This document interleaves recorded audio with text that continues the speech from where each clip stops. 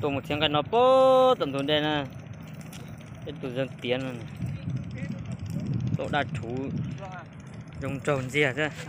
Ông không để chỉnh chùa rồi tiếp theo hai dạ hai rồi chứ. À. Tụi nó lo thập lớn, chỉ cho cái tụi nó là nó lo.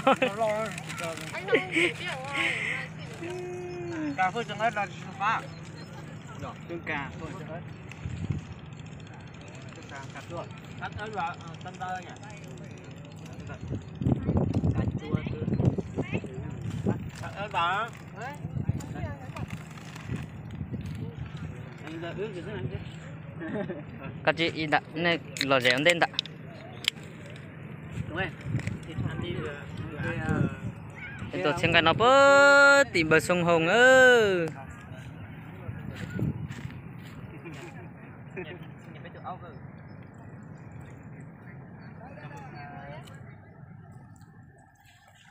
Mời anh em nhá. Sinh nhật bên bay video. Bia nhá. Bia đây. Sinh nhật bên bay video. Rồi video chỉnh tao giải nhớ, để đấy chỉnh tao nữa nè. Giờ chỉnh tao giải nhớ tiết tiền anh em ạ. Ôi giời, cái chuyện nó cái gì chứ luôn. Thế bên nó buồn gì chứ luôn. Cái buồn nó. Nó cá sấu. Nhớ tụi cá sấu nó. Anh vào ngồi đi. Vừa nó vừa bình tĩnh. Cái này nó sẽ đợi nó cái nó là bên nòng mỏ nữa, ở trên nó, ở bên nòng cày cho nó. Bây giờ chúng mới không mỏ kia nữa.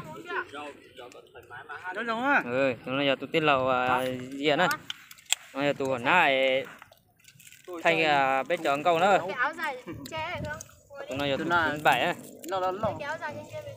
Tụi nó mà tụi nó chỉ để được mỗi vị ta lấu cũng là tao là xì đó. Bờ đấy. Bây giờ nép quá Tùng ạ. Ôi nhỉ. Tôi thằng bé uống à. Bây giờ là uống nhanh Tùng là diễn luôn cái đấy trước. Đúng rồi. Bây giờ trời chưa tối. Diễn cái đấy trước. Diễn lại bây giờ đang đẹp. Đây. Mời anh em nhá. Đói quá rồi. Ăn cái đó. Tối nay là ăn siêu cay nhá.